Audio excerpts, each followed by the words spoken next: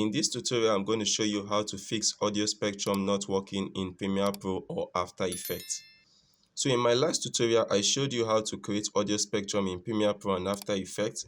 But before we begin, I would highly recommend you watch my previous video so you can have a full understanding of how to create audio spectrum in Premiere Pro or After Effects. Okay, let's begin. So if you are creating a new composition in After Effects from Premiere Pro and need to export your audio separately from Premiere, the way I showed you in the previous video, make sure that you do not mute your audio in Premiere Pro before exporting. I made this mistake of exporting my audio separately without unmuting my audio track over here, and when I dragged it into After Effects, I realized that my audio spectrum wasn't working. It took me a long time to realize that the audio I dragged into After Effects was actually not making any sound because it was actually mute. So try to correct that, guys. Make sure that your audio both in Premiere Pro and After Effects is not on mute. It's actually working. Next thing you need to confirm is that you have actually dragged your audio spectrum effect onto your new solid layer and not on your audio file. I also made this mistake in time past whereby I dragged my audio spectrum effect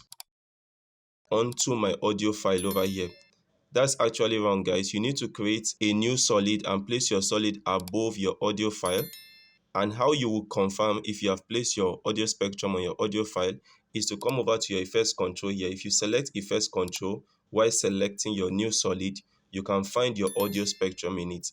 But if you have placed it on your audio file, you select your audio file, you'll find it here in your audio file. So try to correct that, guys. The next thing you want to do to confirm after selecting your solid over here is to confirm that you have changed your audio spectrum layer to the layer of your mp3 file.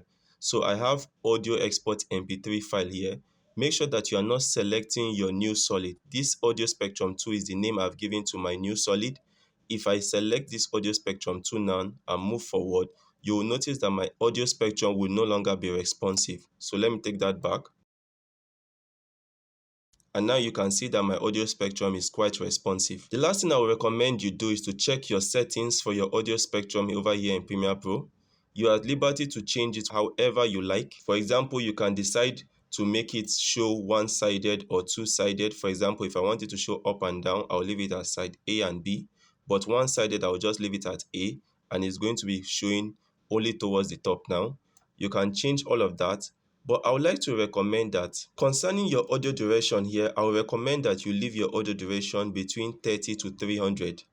Anything too high or too low might leave your audio spectrum unresponsive.